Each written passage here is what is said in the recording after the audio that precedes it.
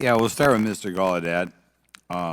During a previous UAP hearing, Navy Commander David Fravor discussed the Tic Tac object engaged in 2004. Are you familiar with the incident, the Tic Tac incident? Yes, sir. And that's almost 20 years ago, right? Yes, sir. It's been said there are more videos, documents, and reports related to this incident. Do you believe the information regarding the Tic Tac incident should be available to all members of Congress? And in your expertise, what reason would the Department of Defense possibly have for not releasing information that's over 20 years old? Thank you, Congressman. I don't think there's any good reason to withhold information and important data, especially of national security concern, from Congress. Well, what would they say? I will speculate, sir, that they don't want to share that kind of information because it reveals weaknesses in our ability to monitor and protect our airspace. Okay.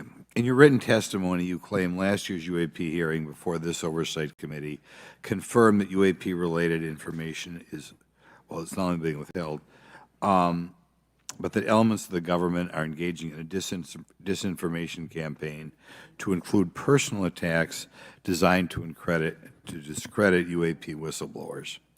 Could you elaborate on that statement a little? Yes, sir. Earlier this year, I met with the DOD's All-Domain Anomaly Resolution Office, and what I thought would be a 90-minute meeting just to meet with leadership turned out to be an hours-long influence operation on me, where they attempted to convince me of the validity of the very flawed and error-ridden historical records report. In addition, they tried to have me question very valid UAP reports like the Tic Tac incident, and even coming to stating possibly that the Tic Tac was American technology. And then, of course, if you ask David Fravor or Alex Dietrich, the two witnesses, they were convinced it was otherwise. And then, and they also cast discredit on various UAP whistleblowers and witnesses to question their validity and credibility as witnesses. Okay. We'll go to Mr. Elizondo. Hope I got that right, or not at least Close not enough, sir. You're familiar with the recent drone incursion over Langley Air Force Base? Yes, sir. The owners of these drones remain unclear.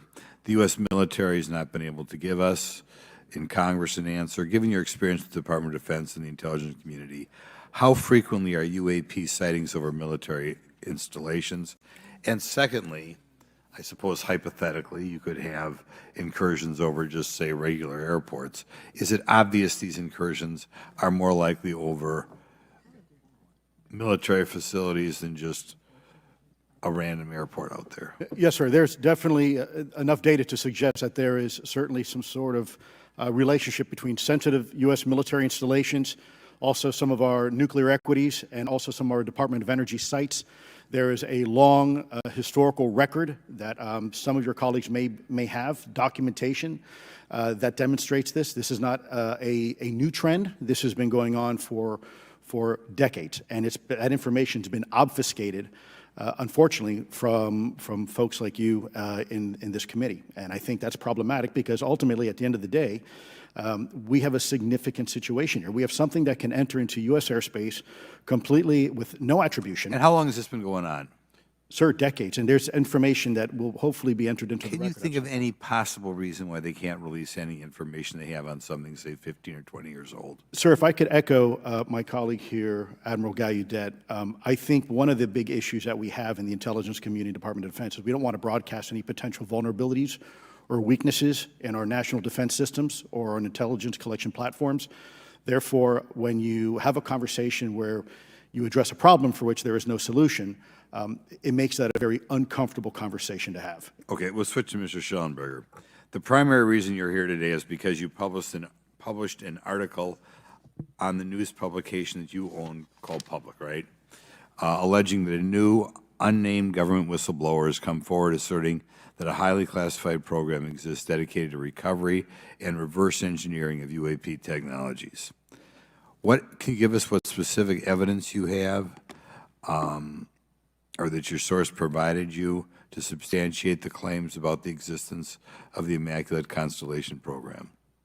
Well, you have the report in front of you now, so you can see it for yourself. But I checked the report, and I did not find it based on existing cases. It was new cases for me. I hadn't found anybody, so that answered for me that it was not obviously circular reporting, which is one of the big concerns in this space. I also had the name of the program confirmed by more than one additional source. So yeah, and then of course I checked to make sure that the source was who they claimed to be. Okay. I should also say that when I said before it was this database, it is a much broader program than that. It also includes human intelligence, and then, as you mentioned, the retrieval and the reversal. Any knowledge of what country these things originated in? No, I have no idea. Okay.